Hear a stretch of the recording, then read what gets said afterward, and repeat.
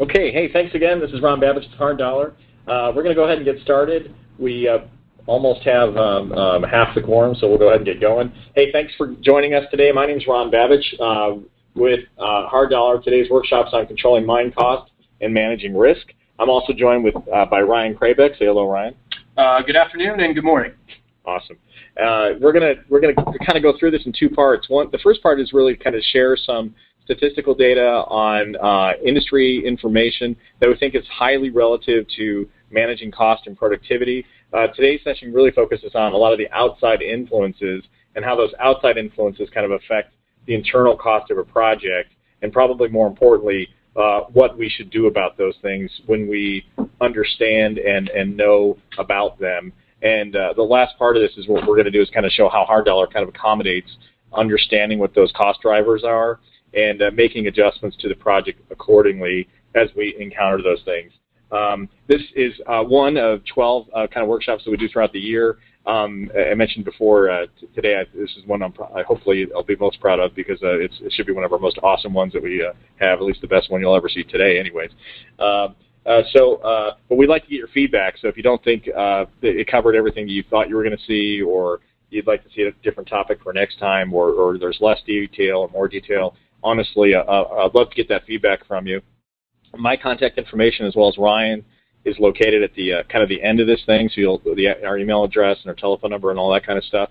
And then we'll also post this. It's being recorded, so we'll post this on our website. So if you want to look at it at another time, or if you want to share some of the data that's in here, because it's some pretty good stuff, I think, that's also available out there. So with that being said, I'll go ahead and get started, and welcome again. So let's go to the first slide. So from an agenda perspective, we're going to look at improving mine project cost management, understand what those project risks are, understand cost drivers. Today's going to be a lot of focus on the outside cost drivers and what we can do about internal project cost management around that, managing labor resources, and then hopefully the takeaways that we're going to come away with today are going to be looking at how those external costs affect the way we think about and the way that we plan our project costs internally. Before we get started, there is one thing that I thought was kind of interesting that kind of maybe ties us all together too. A couple weeks ago, I was up in Jerome and was visiting the Jerome mine up there, which at one time, over 100 years ago, they had 12,000 plus miners up there, and they have a really cool museum that's got a lot of stuff in there that's pretty well maintained. But one of the interesting things that I thought was pretty cool was the foreman's book, the time sheets, the time cards, and even a lot of the payroll records they actually have up there still. And some of them are much neater than I've even seen today. You know, they're typed out and handwritten very nicely and very legible. But what's interesting about it was the formats and the way that these things were presented were almost identical to how they are today. And with over 100 years of progress and yada yada, we've yet to kind of make things altogether awesome across the board. And the methodologies and some of the same things that we're doing 100 years ago, we're still doing today in the same way. Despite the fact that we're living in an automated world and a computer-generated world. Pretty cool stuff, and I was pretty flabbergasted when you start looking at some of these things that are that old. And that's kind of the theme for today too. Is really if we're looking at our discussion today is about understanding changes that are happening right now every year, and not ignoring things that are going on over 100 years. So I just thought it was pretty interesting all in itself. So we'll go to the next slide. And talk about changes. So there are burning issues that are facing the mine industry today that do remain, I think, largely unchanged over time.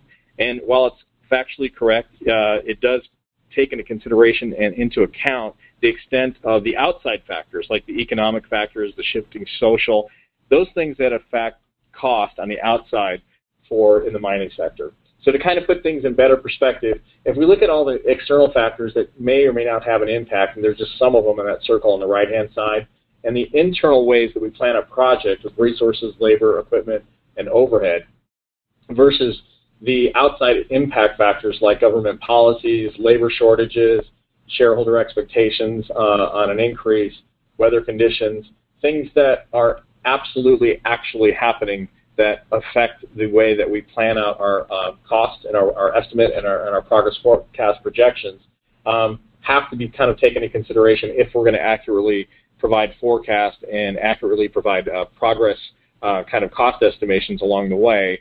Else we're going to be off-centered. And to kind of bring that to a point, I wanted to share with you today some significant details, and you're probably aware of some, or if not all of them, but just to kind of give you a few examples of things that have changed drastically over the last few years. And yes, internally, while we kind of forecast our variances from 5% to 10% internally on projects, we're not anticipating things changing as much as 50% on the outside in terms of cost. And there's some pretty large ones to take into consideration. And again, you're probably doing a lot of that today, but I thought it'd be a great idea to kind of cover just some of those just to drive the point home. The factors that influence these global mining factors are moving to a new level of extremes. So let's take a look at a few of those. For example, just 1 year to 1 year, so 2010 to 2011, a 3x increase in haul tires alone had tripled, touching almost $100,000 just in 1 year. And we're going to kind of look at today to kind of bring that into the mix and understand during a 10-year or a 15-year or even a 30-year kind of a plan how we can understand and make a real impact to how we projected cost versus just leaving something alone and not bringing in those outside factors. The next slide really kind of talks about the year-over-year Brent crude prices, up 45% just 1 year from a June 2010 to 2011 perspective. And again, if we don't take those things into consideration when we're building out our project or while our project's in motion, our forecasted costs are definitely not going to be, we're not going to be happy with those things. Next slide. I want to focus on something geographic here. So geographically, I picked out South Africa, where electricity prices are up over 25.2% just 1 year to 2010 over 2011. Also pretty significant if I'm doing work there, and pretty significant for me to put into my project plan and my cost plan, as those things are certainly going to drive my costs upwards. Next slide was really dealing with even gold producers, the cost to produce gold and the commodity price around this. So even gold producers blessed with the commodity that topped over $1,900 per ounce in September 2011 haven't been unaffected.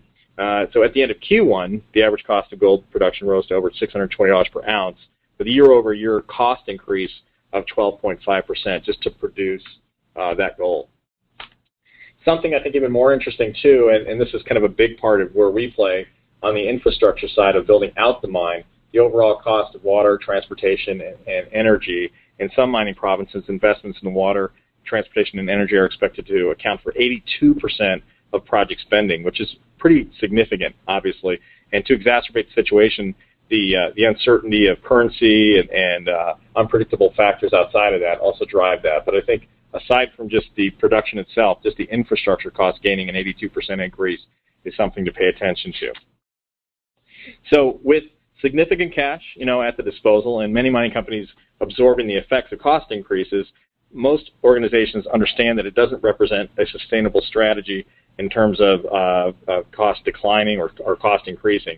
And if you look back at history, what you find is as prices fall, those input costs aren't likely to decline at the same equivalent proportion. So when prices eventually, whether it's 2018 or 2019 or next month, whenever those prices finally do kind of start declining or settle down, those costs aren't likely to decline at the same rate, right? So we got to be cognizant of the input rates.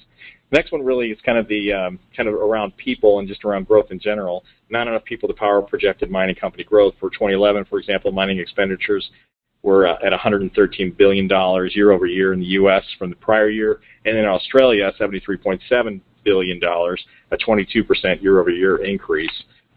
Obviously significant. Another big one that we're going to focus on today with how to do things is the 40% labor turnover average out there as well, too, which is really kind of driven by a little bit of competitive poaching as well, but that labor turnover rate, what to do about it, what to do about labor shortages, and how to build in an escalation so that we can accommodate what we think those costs are going to be as a result of this labor shortage.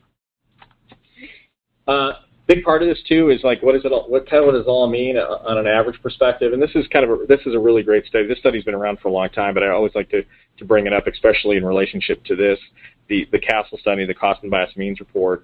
Out of those 21 projects that are in that report, which were done over, I believe, 12 years, the 17 metal projects, uranium and coal mining projects, out of those, the average overrun was 17% overall.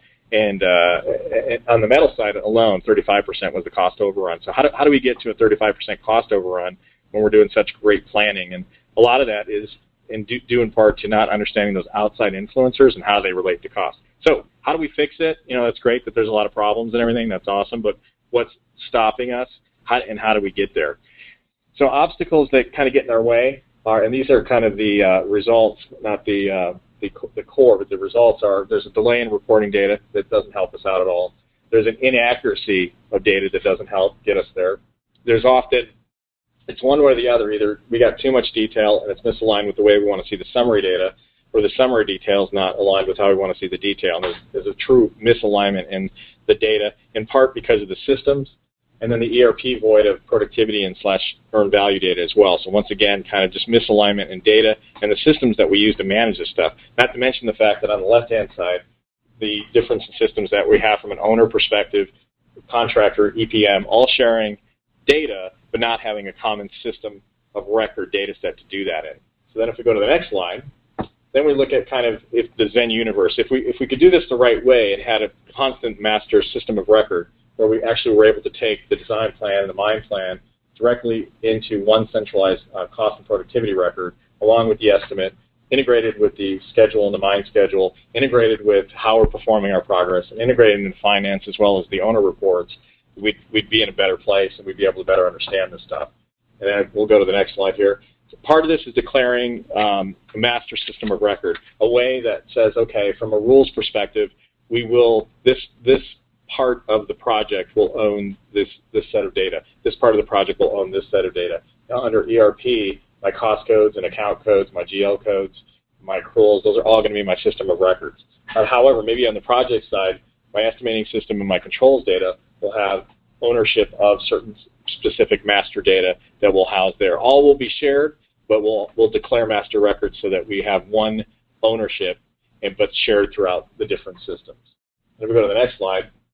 And then that brings up the question, well, great, we got a lot of data and stuff, but like how much detail should we have? Should we have a little bit of data? Should we have a lot? That kind of goes to that misalignment of summary data. One thing that's for certain, though, from a common perspective, there's got to be a common data element or a set of common data elements to go across all of those different systems for this thing to work. So on the kind of the bottom blue thing I've got there, the phase codes, work packages, cost codes, are some of the kind of the common entities that would run across all of these systems as we try to figure this out and do an assessment of how we should manage that outside data throughout all of these systems and get the costs right. And we go to the next slide. So what we want to do is we kind of want to do really 5 things to get this to work. Number one, we really want to make sure that we've standardized WBS so that we've got consistency across our current and historical measurement. Number 2, we really want to not have 3 different opinions about what we consider to be a quantity measurement or percent complete. We want to all be on the same page in terms of how we're measuring quantities within the organization and across the outside entities. Number 3 is we want to report on the summary record, but we want to capture detail on the most regular basis that we possibly can. Daily, twice daily, depending on whatever the industry, in this case daily, and then reporting at a minimum on a weekly basis rather than waiting for the month to end and not be able to do something about it. We also want to make sure that we live by the rule of opening progress to the vendor input. So from an owner perspective, I want to make sure that I do have the tools in place to make sure that the vendor can provide to me the information that I'm looking for on those measurements to make this thing comprehensive. And then lastly, really leveraging the schedule. So making sure that from the mine plan schedule and from a mining perspective, that schedule, those start and finish dates, more importantly, really than anything else, is there for us to drive true earned value measurement performance and get a handle on our SPI and CPI rates. So, and then why is this important? Well, I think traditionally we kind of focus always on the estimator and the project controls people over on the left-hand side, but every meeting and every organization cares about what we're talking about right now in terms of cost and productivity around that wheel. So making that data accessible is not just from an organization perspective, but from a role perspective, giving the CFO the right data from this, giving procurement, the schedulers, the planners, and the owners all the right data, not just kind of focused just on the estimators or project controls, but making sure we get that data out to everybody. This is kind of just a quick example. I didn't mean to kind of create a big slide with a bunch of stuff on there, but that blue balloon on the top, mechanism, frequency, location, this really pulls it all together. The first step in doing this is to say, okay, what is my current environment? If I'm going to do everything we just talked about a second ago, how would I get there? Well, I need to kind of do an assessment and understand what I've got to deal with coming right out of the chute, right? On the right-hand side is kind of all my ERP master data stuff. Bottom stuff kind of tails into that, the purchasing, the POs. Those dark blue balloons on the bottom, cash flow, actuals, EVM stats, forecast, that's all kind of the result of my entire system process up here. My estimating stuff on the left-hand side kind of drives where all my cost basis data comes from, and then my progress data in the center. But my first step to recovery is to understand, what am I doing right now? How am I doing this today? And then how frequent is it? Where is it located? And how do I get it from place to place? And then if you go to the next slide, what we're going to focus on specifically, and kind of down right into the meat of the action here, is take 4 examples. We're going to do kind of 4 real-life examples of the ones that we just looked at. What happens with a 40% turnover rate when we have a labor shortage? What happens when we have haul tires that go way up and we've got equipment that's tied to that, and those operational costs are going to skyrocket? What happens when fuel prices increase?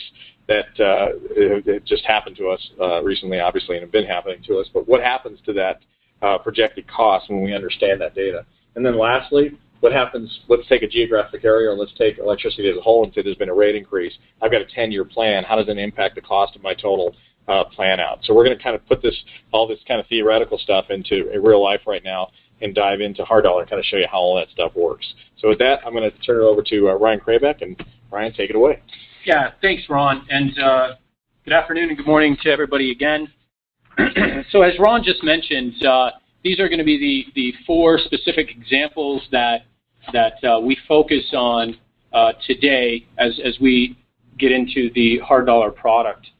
And we realize, working with mining companies, that what we're sharing with you today is nothing new to you. It's something that mining organizations have been dealing with for decades, and really our focus on what I'm going to be presenting here today is that Hard Dollar has been working with its mining clients to help them efficiently recognize these type of external influences and apply them to their project costs, and really in almost real time give them the visibility into the impacts that these influences have on their project, right? So I'm sure that companies today, they're dealing with these influences, and they've got whether it's pencil and paper or spreadsheets to help them try to understand the impacts of these external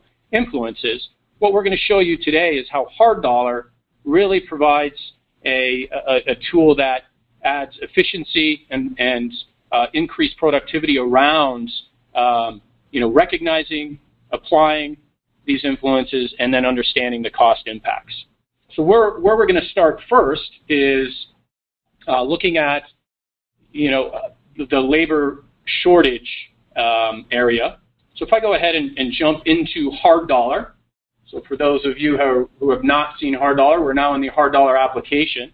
And today I'm just going to use a fairly generic mining project file here. So I am now in what we call our cost breakdown structure in Hard Dollar, right? So just to kind of give you the lay of the land, we're reviewing a project here with some level 1 items of our cost breakdown structure.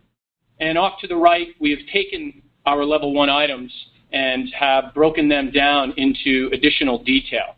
So detailing out our costs or the scope of the project, right? So in this particular project, it's a 5-year project, and we have been underway for a year.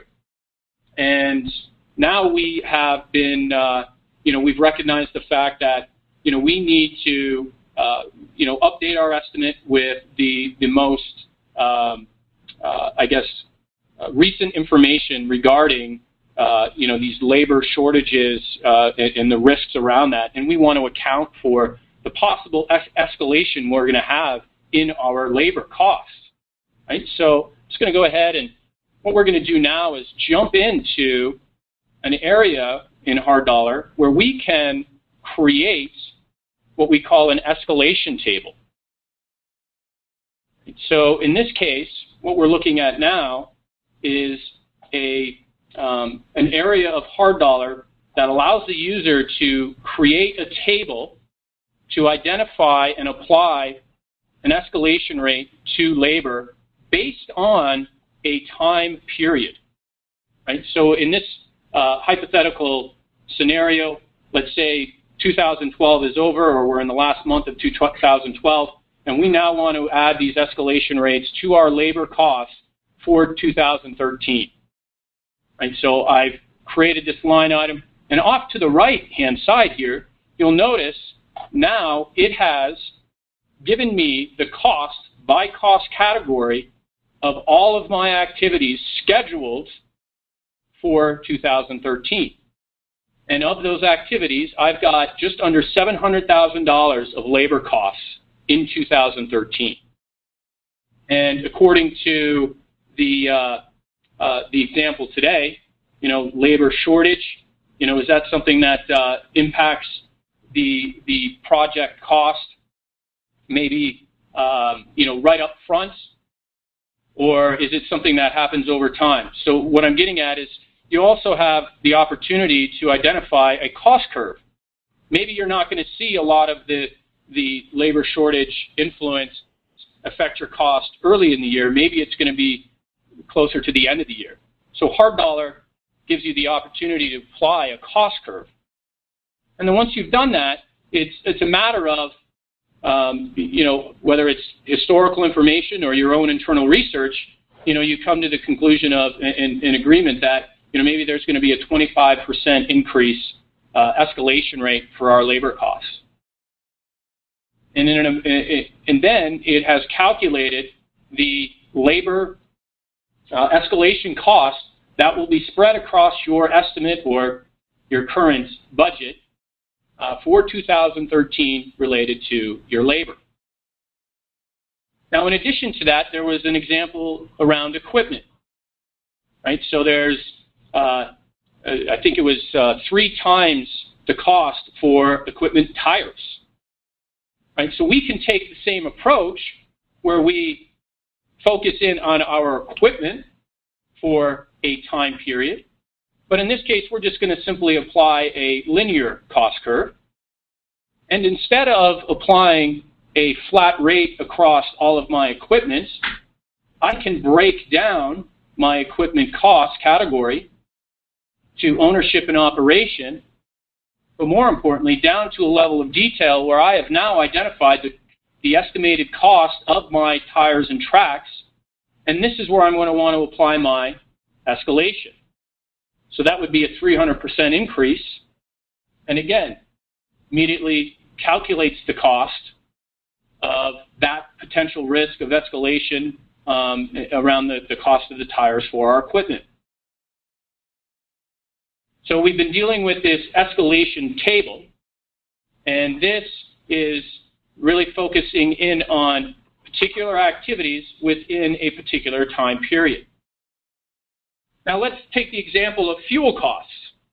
We've got, whether it's equipment across the entire project, and whether they're running diesel or regular gasoline. Right? Hard dollar, from a global perspective, allows you to enter in and build a fuel cost table. And so what we're looking at here is the cost for diesel per liter and the cost of gas per liter. And now I want to go ahead and update the cost of both and update my estimate with the current cost of diesel and gas. So Ron had mentioned a 45% increase. So I'm pretty good at math, so that means 250 would turn into 363, and 350 would turn into 508. You are good at math. I know. Well, I'm not going to take away from the... Nice job. Yeah, great job. I prepped that. I didn't do that on top of my head. Something's going on. Anyway, moving forward, we have now changed the diesel and gas price per liter. So the equipment that is in our project estimate that is associated to either diesel or gasoline has now has now identified or recognized the new fuel costs. And so we're doing this from a global level and applying that directly to the resources that consume diesel and gas. Right? So just another way where you can apply these external influences and understand the impact of these changes or influences. So the other was electricity.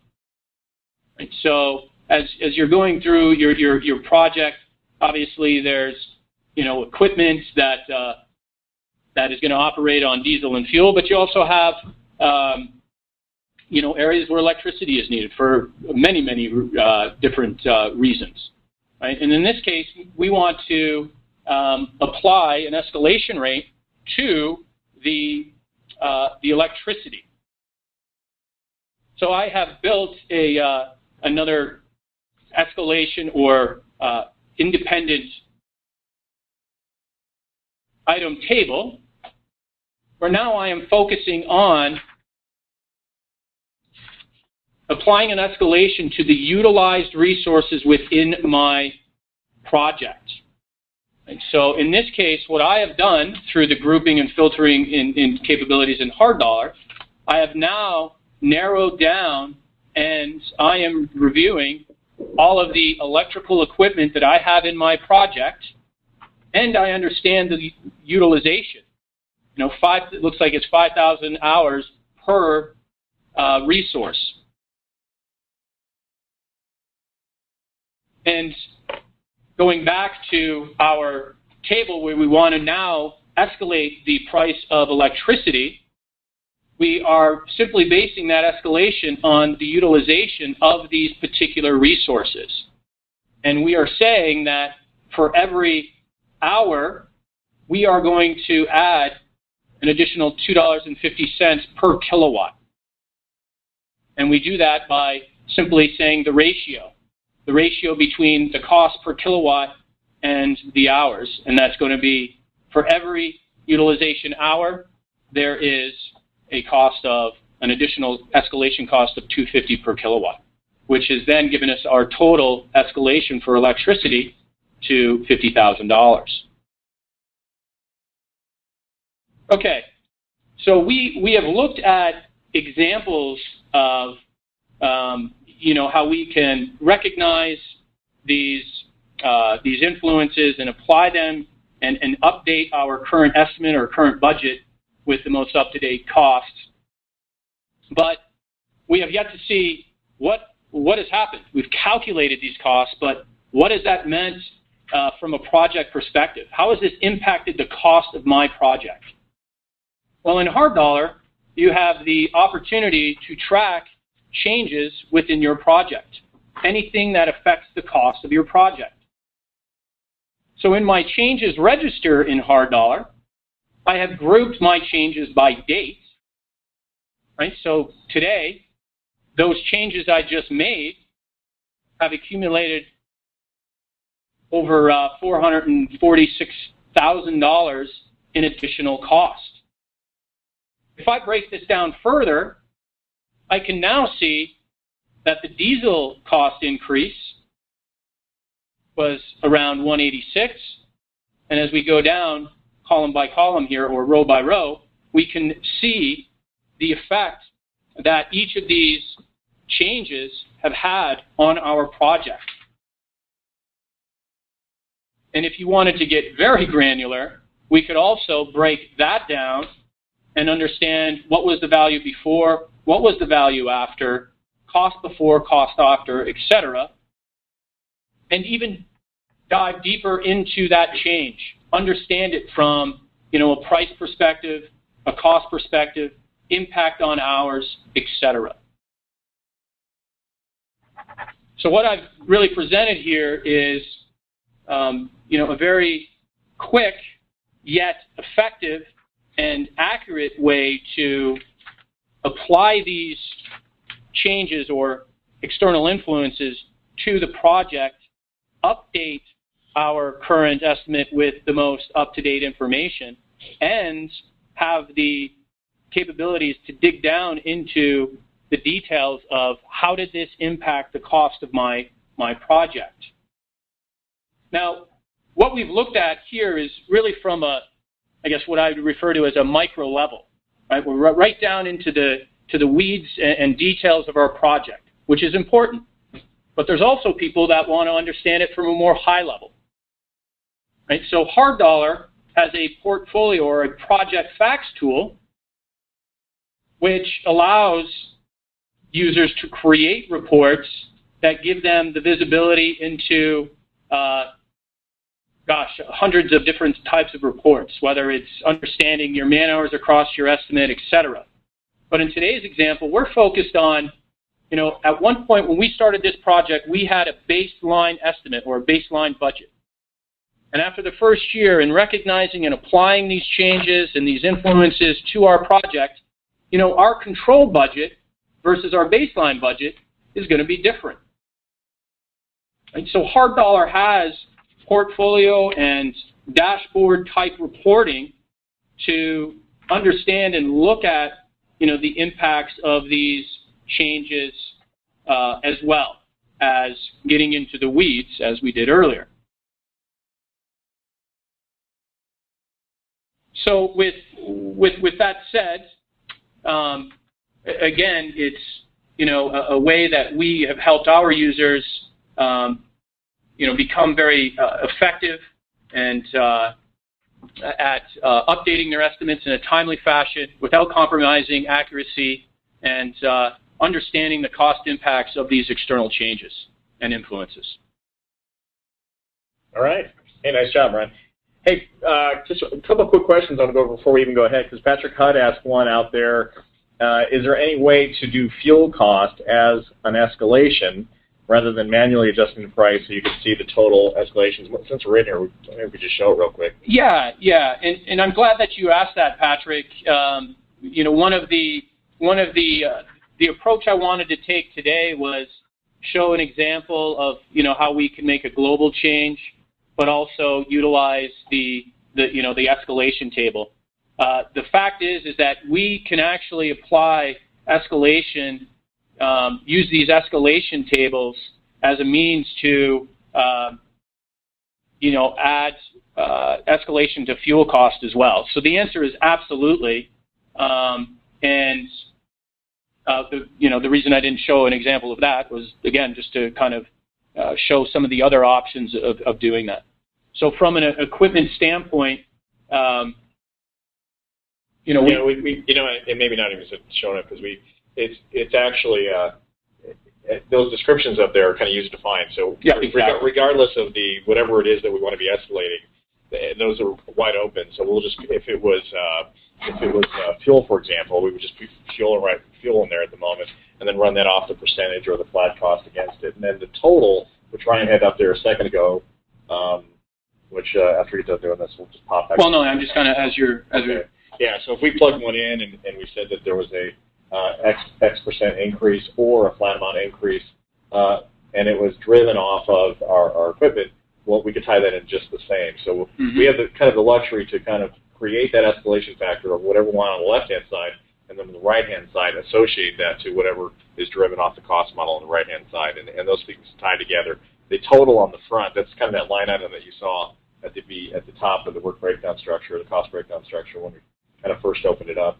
When you go back there, you see the total escalations now are 210, 106.24. So that number changes. What's kind of neat about that too, and again, why this is significant to the opening part of the presentation was when the schedule changes, that number changes. So I'm not going back in here every 3 seconds and trying to figure out, well, what is it now? Well, what is it now? Well, what is it now? As long as I have all my escalations built out and I'm keeping up with that, then my schedule changes impact what my total escalation dollar value is going to be, and I'm not going crazy trying to keep up with keeping my schedule aligned to what my cost is. And then when I'm going to drive over to ERP, I can constantly understand what the ramifications are as long as my control budget's up to date. Yeah, and more specifically, an example would be if there's an activity that we're dealing with and working in maybe in fourth quarter 2012, and we built an escalation table that maybe has an escalation in first quarter 2013. Well, for whatever reason, that activity gets delayed, right, which is going to push that activity in the schedule now into 2013.